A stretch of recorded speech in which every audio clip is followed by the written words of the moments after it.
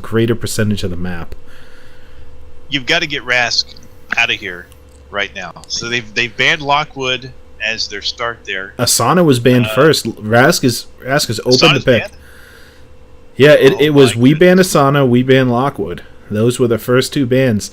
So they banned out Asana first because she can pinball around and get into those tight spots, and I think that they know that they can split up the Rask Helio combo. There's Rask right away for a road. I'm sorry, for Outplayed picks up Rask. Yeah. They had the second ban, or they had the first ban, so they left Rask open, saying either you ban him or we get him. And Risako said we are more afraid of Lockwood on this map. There's a lot of corners to bounce around, so Rask goes available. And guys, Rask is not undefeatable, but you need to play very specific ways to get around him, and a lot of people just do not like to give up their freedom to do anything by having to play around Rask, which is one of the reasons he's banned or picked so often.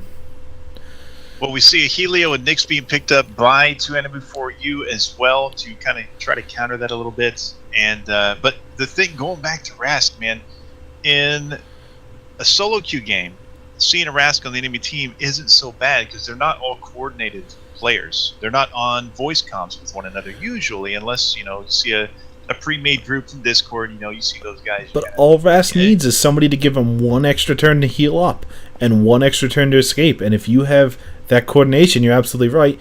Takes somebody to give him that one extra turn, it makes all the difference. Absolutely. And so it looks like Outplayed's going to pick up Gray for their second pick. So you have Rask and Gray on one side, and we got Helio Nyx on the other so far.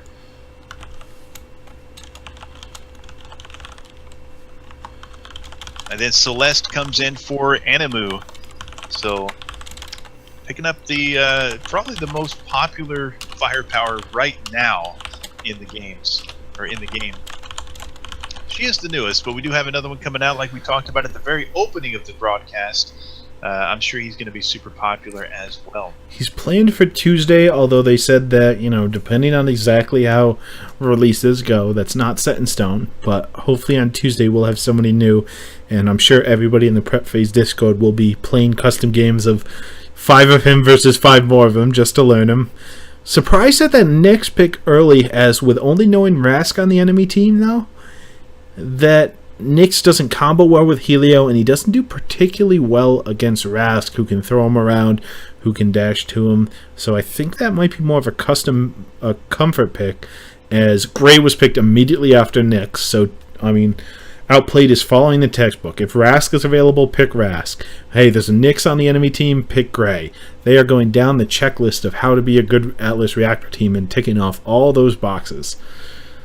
Yeah, and it looks like Outplayed finishes their lineup with Zuki and Aurora. So getting a big-time firepower and one of the most popular supports in the game right now, pulling her away. She's pretty much top pick right now, I think, for supports, if I'm not mistaken, which I could easily be, but I see her more often than not. I think the court coming in. She's first pick because Helio is banned slightly more often. I think you've got Helio slightly above Aurora, and Aurora just manages to make it through more. And then you've got Finn if those two both manage to make it through or get picked. A Quark coming out as a surprise pick. Let me tell you, these newer teams, the ones that haven't been around for the full length of the league,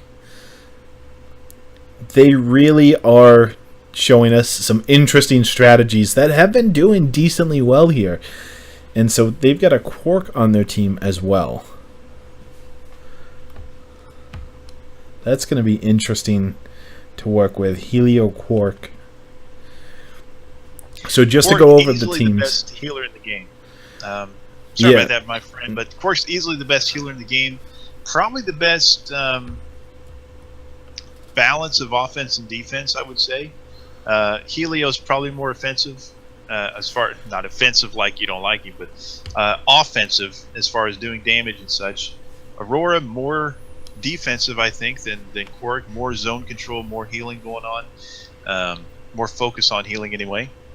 But and Dr. Finn's kind of an all-arounder as well. But Quark, man, I know you love it. I like the pick, man. I love to see a good Quark, man. Maybe we'll see that battle Quark coming out where he's on the front line just scaring people away by dropping that tether on him. He can surprise people so well by just, he gains 10 health a turn. He can gain up to 14 health a turn depending on his skills naturally, and then he can follow people around. If he gets a turn to start off his second wind, and then he's following people around, radiating them while throwing his turtle tech on himself, he's just a monster to take down and gaining energy the whole time.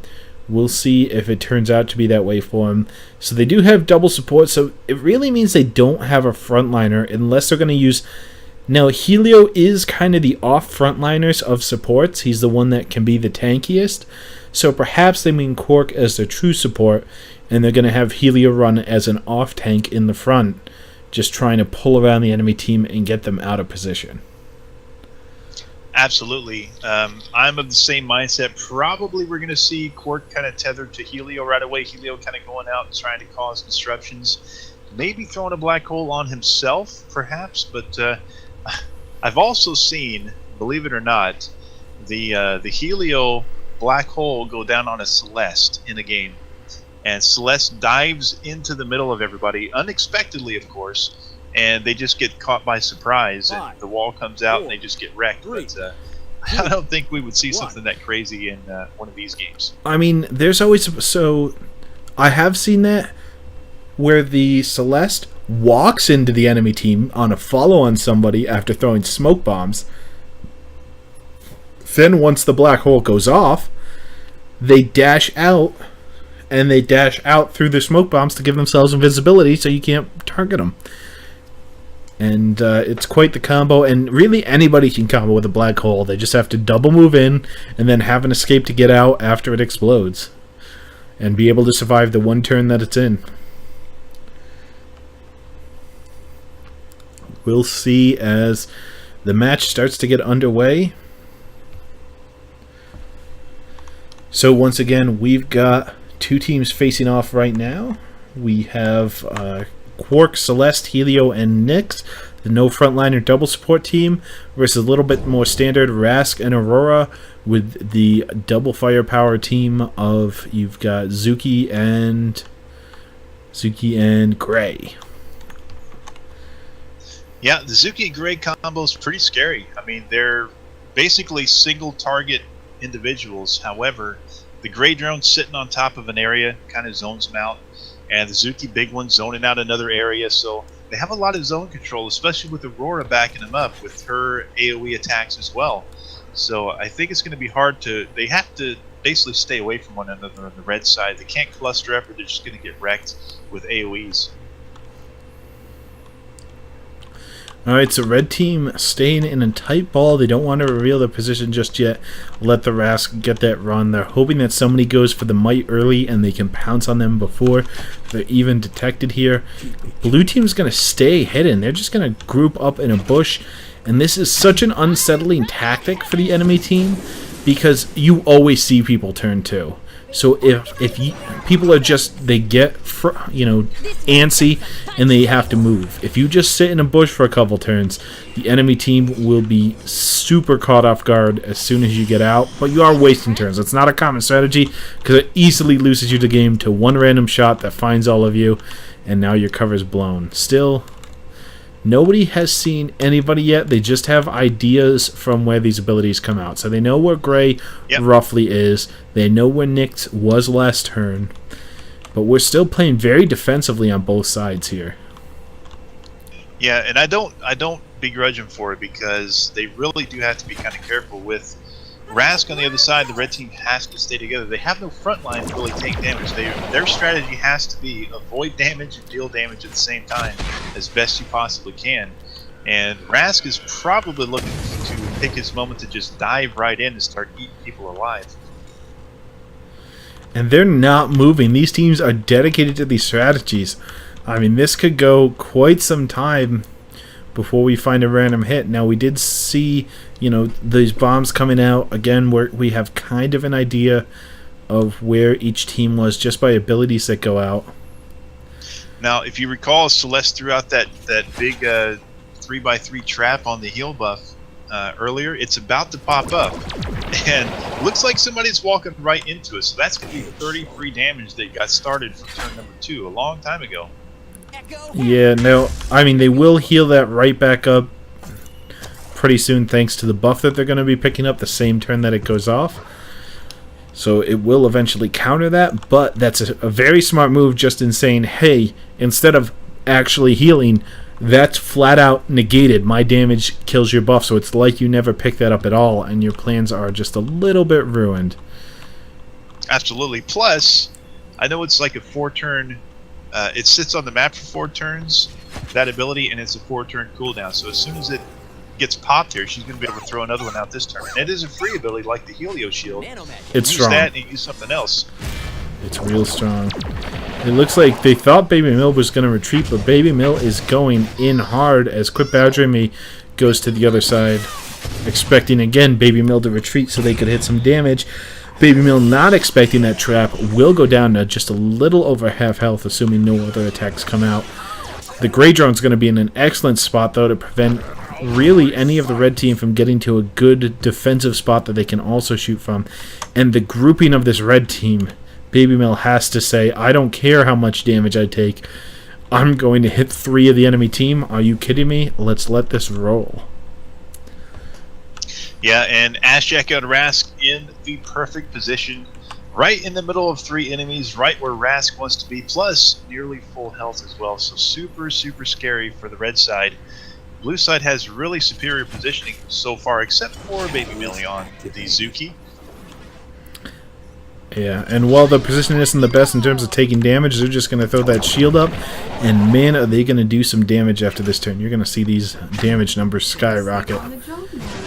Risako is revealed and weakened and slowed and all of that fun stuff. As the shot comes down, Super Bites, they're going to try and focus down Baby Mill, a wise choice.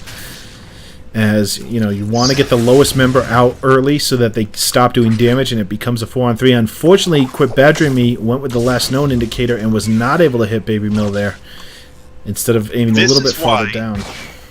This is why the red side does not want to group up at all. Rask just did 72 damage in that turn. Aurora just did 60 damage in that turn, just on those 3 people being so close to one another. And Skid Row's about to take 20 more from Aurora just passively for standing there, unless he dashes out. I mean, Baby Mill is already at 110, as well as Ash Jackie's 112, and Baby Mill's going to be able to teleport out of this as well, and Risako's in a lot of trouble. Yeah, there's the big time heal, 30 coming down from Baby Mill. Quark's trying to heal up, but he does do the little dash out, so trying to avoid the damage as well. Yeah, they're going to let Risako fight this 1v1 here. Nobody wants to be next to Rask when he's at full health. Quit Badgering Me, going to throw out bombs, but only picking up 1 on Sinful Me as Super Bites goes ahead and does a right-in-the-face shot versus Road, but Road trapped between 2 of the enemy team. Not a position that Gray wants to be in. They like those 1v1 fights. Still, maybe able to take down Super Bites, or at least get him super low, and make that Nick skittish about coming back in the fight. I see what you did there. Very good job, sir.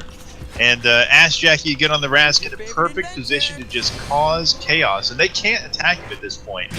It's taken too long. He's more than halfway to his ult, and he's full health. So if you start attacking him now, it's game over. You just give him like 3-4 ults in the game. He's already got his ult for next turn right now. Yeah, I mean, there's 2 schools of thought on Rask.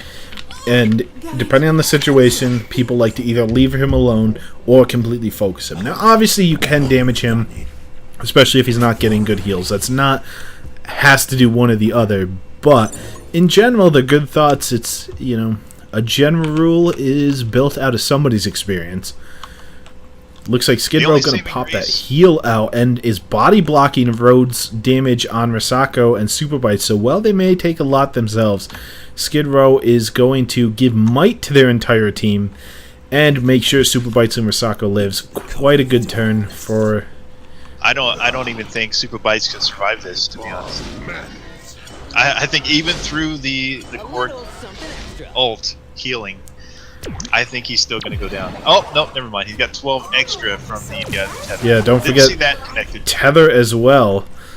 Brings him back up to 69, and the only thing that can really hit him is Ash Jackie, maybe Sinful Me, but the dash in from Ash Jackie, and then a little bit extra damage. Rhodes actually elects to just do the 20 over the top because of Might. That was a smart move, as the more people you can hit with Might, the damage goes up and up and up and up. Quit badgering me, hitting over a wall and fighting Baby Mill, taking them very low. A nice double hit from Risako. I'd run if I were you. If Sinful Me on Aurora had attacked the Nyx, you'd be dead right now with her basic attack instead of Skid Row. I think they didn't plan for all that healing like they might have wanted to. So now Super Bites is pretty much dead this turn. Yeah, but he does get the opportunity to launch that big-time Nyx ult. So now they're probably going to burn some Catalyst dashes out of the enemy team on the blue side when they really didn't want to. Just because he survived that. It looks like round. Super Bites is actually going to try and survive this instead of try and go for the ult and the extra damage, come back up and try to get it again. Instead, they're going to try and live for this turn and see if they can pick up some healing and then continue to go on and hopefully take an early lead.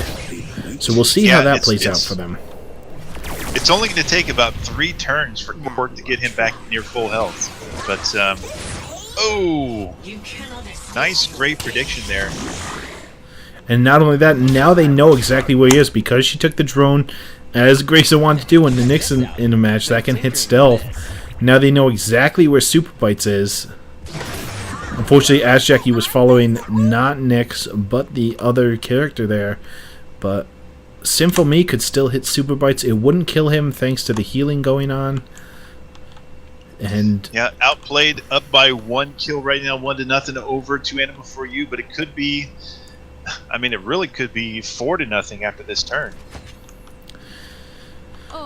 There are a lot of people at really low health here, so the question is who is dodging and who is going all in on damage. We'll see the trap going out, and both Skid Row and Road dash away from each other this turn as Badger Me goes for the double hit, only gets a single hit, but just so much damage going down on the Sinful. Looks like they will throw out her nice AoE to go ahead and secure that kill on Nyx, so his flash ultimately just bought him 1 extra turn. Usually want to see a couple more than that, but the unfortunate drone placement. If that drone was 1 square off, he would have still been alive and rampaging around the map. Yeah, and now Skid Row has nowhere to go. He can try to maybe fly on the other side of the Rask, but with Rask's AoE attack, he can basically hit 180 degrees in any direction, so he can kind of predict where he might be, even if he tries to jump to him to the other side. So I don't think he's safe. And you got to expect that he just goes ahead and takes the death this turn. Yep, he's just going to do a little bit extra damage, and that way the dash will be back up for his next life. But instead of trying and failing to maybe live a little bit longer, go ahead and deal a little extra damage and come back up with all your cooldowns available. So this way he can be aggressive when he comes back up. And speaking of aggressive when you come back up, Super Bites has ultimate right now, and so could try for a kill on Baby Mill if they do have the Might mod. So that does do 62 damage even. But I don't know if they know exactly where Baby Mill ended up. Let's see. Yeah, they do. They do know. But Sinful Me is going to do some damage there regardless. And I think they're going to save it for another turn. Better make this count. With such a huge Nyx ultimate, I mean, that with such a huge ultimate as Nyx's is, you don't really want to use it on a question mark. Like, do they know exactly where Baby Millie is? They know where the last known location is, but they're not exactly sure. It's got to be a question mark. So it hurts so much when you whiff with that. Yeah, that is one that you cannot afford to whiff too early with, especially since he went for the save it for the really crucial moment instead of use it immediately. So definitely going to make sure that that counts when they do go ahead and do that damage, which may be right now. The question is what targets are being used as Super Bites selects targets for this. Looks like they may try and finish off Baby Mill here, And Baby Mill might not have an idea this is coming, as red team comes in from the side, trying to get over to quit badgering me, who is cut off on the team, and probably going down in quite a hurry. Does not have a dash up for a long time. Ooh, 1 health left on the Celeste. And Baby Millie in his death throes, trying to get out a little bit of extra damage. Not going to be too successful there.